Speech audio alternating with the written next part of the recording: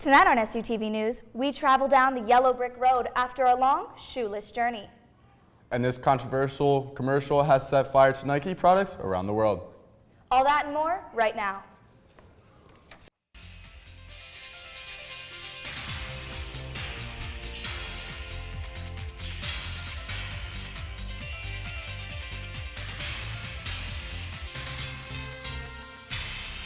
Joining us on SUTV News, I'm Jordan Hanley. And I'm Katie Swigert. We start tonight with a story that has social media buzzing. Shares of Nike fell 3% Tuesday as calls to boycott the company trended on Twitter. Nike selected former San Francisco 49ers quarterback Colin Kaepernick as the face of the 30th anniversary of its iconic Just Do It campaign. Kaepernick shared this photo on Twitter Monday with the quote, "Believe in something, even if it means sacrificing everything." In August 2016, he started the controversial movement of kneeling during the U.S. national anthem to protest racial injustice. After Nike's ad reveal, some customers are promising to stick by the company. Others have shared photos online of them destroying their Nike wear to protest. According to media reports, Nike is doubling down on its new controversial Colin Kaepernick ad campaign by airing his ad during the NFL season opener game tonight. At least 3 people are dead and 2 injured after a shooter opened fire in downtown Cincinnati this morning. Multiple officers quickly confronted the suspect.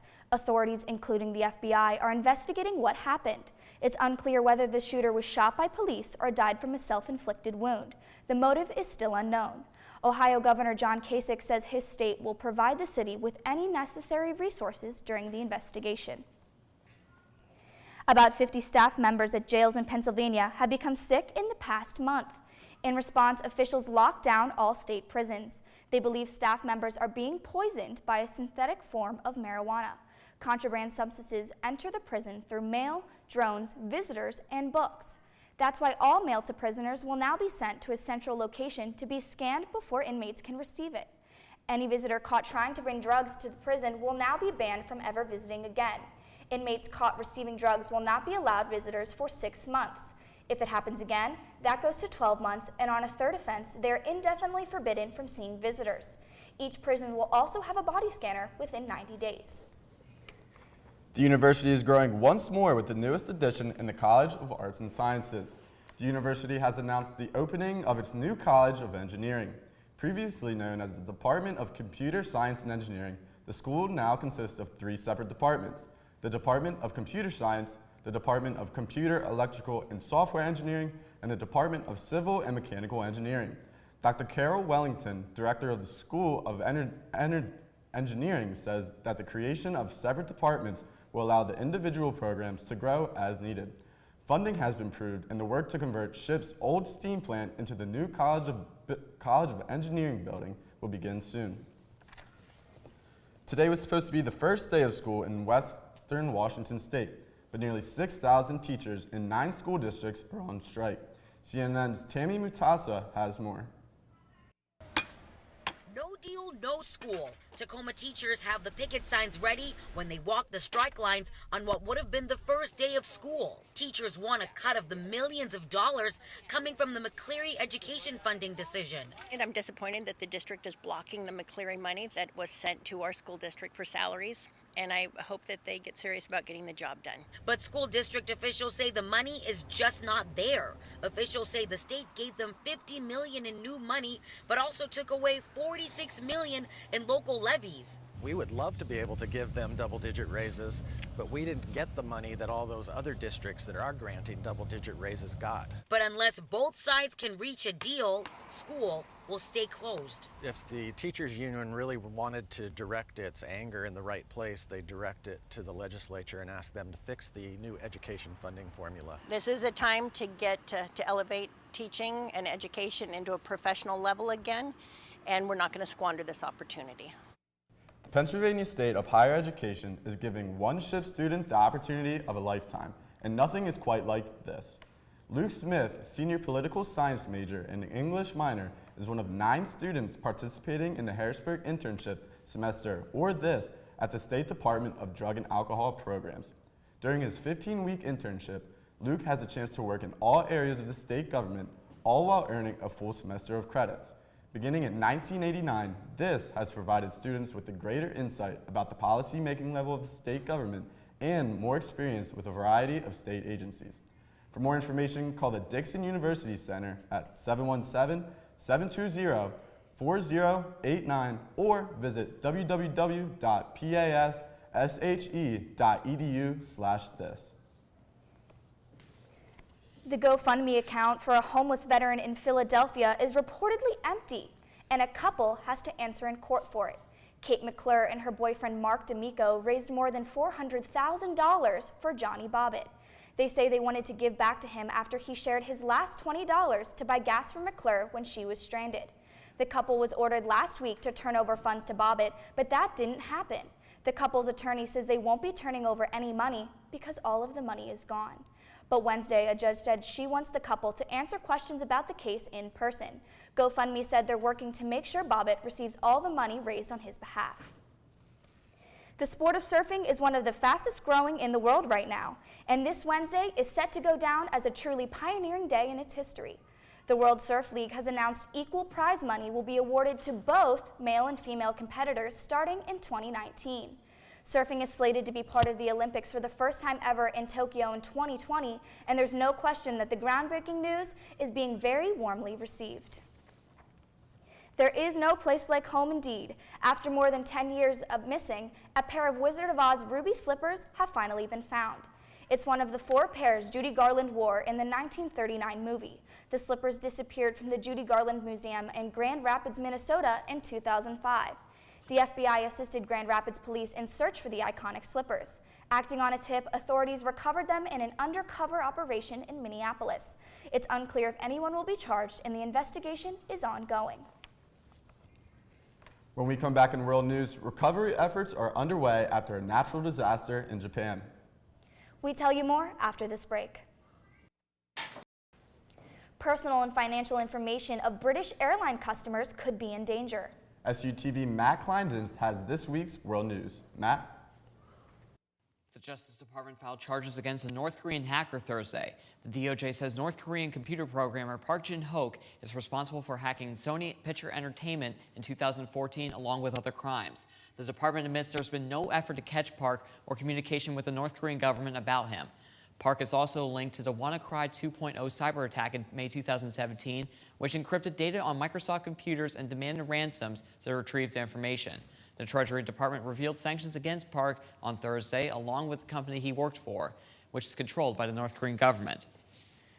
Close to 3 million people are without power Thursday after a 6.7 magnitude earthquake rocked the Japanese island of Hokkaido, according to the United States Geological Survey. The earthquake struck Japan early Thursday morning local time. So far, no tsunami warnings have been triggered by the earthquake and subsequent aftershocks. However, at least 6 people have died and a number of homes have been buried by landslides. British Airways announced Thursday that data theft compromised personal and financial details of customers as recently as Wednesday. The breach occurred between August 21st and September 5th, targeting customers who used the airline's website and mobile app. According to the company, the stolen data did not include travel or passport details. The airline says it has resolved the breach and notified police and all relevant authorities. British Airways apologized and says it takes their customer data protection very seriously. And finally tonight, the scallop wars between the UK and France are now over. Last week we reported how scallop fishers from both countries got into a skirmish off the English Channel because British crews were allowed to fish year-round, while their French counterparts were restricted to a shorter harvesting season. On Wednesday, the two governments worked out a deal that British vessels respecting French closure period in exchange for a compensation package. Additional details of the deal will be outlined in Paris on Friday. That's it for this week's World News. I'm Matt Kleindens. Let's send it back to the desk. When we come back in entertainment, DJ Khaled turns his attention to a new comfy outlet. And Isabella gives us the forecast for this Saturday's game day. Katie, it is September, it is football season, and I'm just ready for colder weather.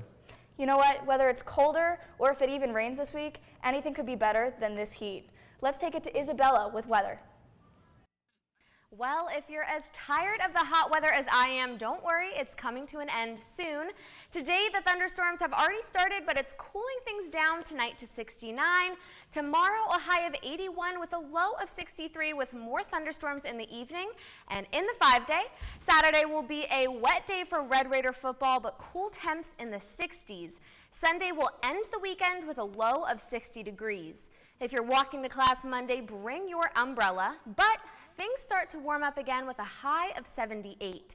Tuesday will be cool in the morning with a low of 67, but expect temps to reach a high of 82, and Wednesday will be just the same as the day before, high temps and our last day of thunderstorms. Have a great weekend, Ship, and go Raiders!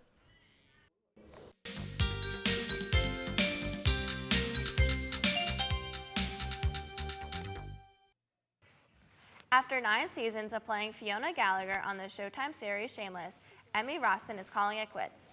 Rossum is leaving the show with no hard feelings and says she is looking forward to exploring new avenues in her career. The actress is thankful for everything the show has taught her and given her throughout the years. Season 9 of Shameless is set to air September 9th at 9 p.m. From the stage to the living room, DJ Khaled is coming to you in a whole different way.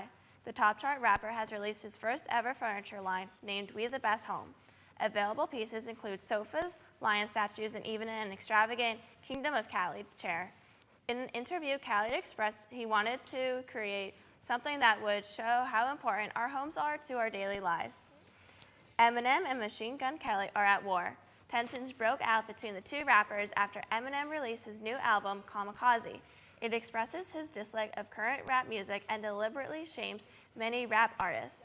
Kelly immediately fired back at Eminem with his new song, Rap Devil, aimed to make fun of Eminem's nickname, Rap God. But even with all the backlash, the album is quickly rising to the top charts. Childish Gambino is popular for showcasing very deep political messages in his music videos. Over Labor Day weekend, he released a new cartoon video for his song Feels Like Summer. The video features many artists such as Beyonce, Drake, and J. Cole.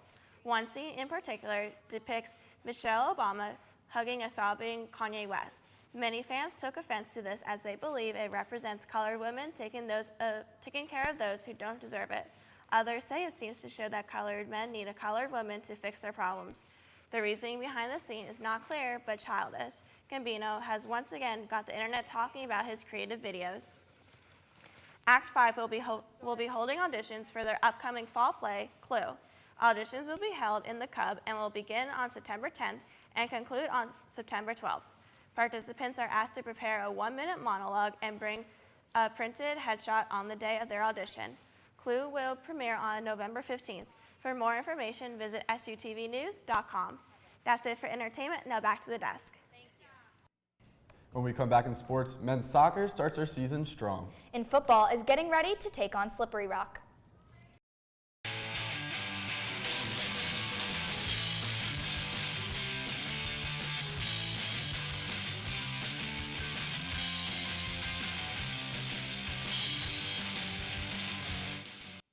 After a loss in the first game of the season, men's soccer has bounced back and picked up 2 wins this week. On Sunday, the men picked up a 7-0 win against Shepherd and followed that up with a 5-1 win yesterday against Nyack. Senior Joey Gallucci has had a great start to the season as he's contributed 2 goals and an assist against Shepherd. Normally, a loss is not good, but to Gallucci, it steered the team into the right direction. We lost our first one 3-0, which was a little disappointing, but I think that was something that we needed. I think that's actually going to end up helping us in the long run. And it is good to see the senior back on the field causing havoc, as last year Gallucci was sidelined all year with a torn pelvis. The men will be seen in action next Tuesday at home against Salem at 4. The Red Raiders are coming home to Seth Grove Stadium for the second week of the football season. Ship football will be facing off against Slippery Rock's high-powered offense, but the Ship defense is more focused on playing their game. We just want to do our game. We don't want to play, per se to them. We want to play our game. We want to fly around. We want to be hard-nosed football players. Coach Burke is always saying fly around and get there in a bad attitude, so that's what we want to do.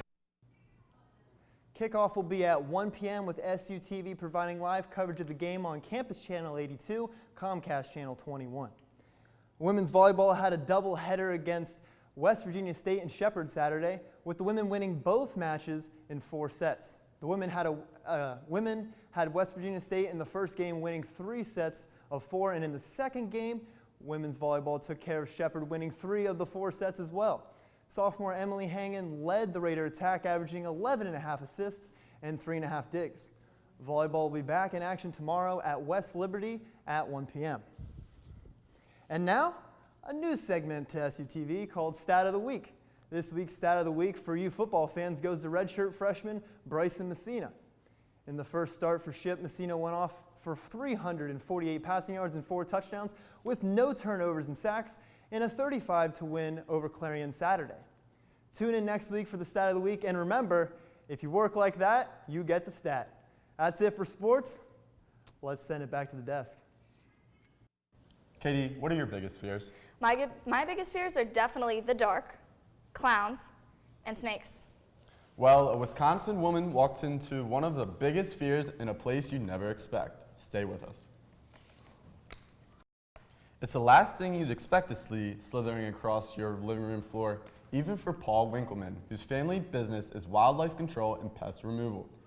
At her Milwaukee apartment, Winkleman found the boa constrictor hiding in the living room. But here's the real catch. It doesn't belong to the person who lives there. Winkleman predicts the snake is a pet that got loose. Plus, the reptile can fit through small spaces. And while it's not venomous, it's not necessarily something you'd want as your roommate either. Winkleman wants to find the rightful owner or a good home for the big snake. Let me tell you, Jordan, if I walked in and I saw a snake sitting in my living room, I would walk right out. There's no way I'd still be living there. You and me both, Katie. Well, that's it for SUTV News. I'm Katie Swigert. And I'm Jordan Hanley. Don't forget to follow us on Facebook, Twitter, and Instagram at SUTV News, and check out our website at sutvnews.com. We'll see you next week.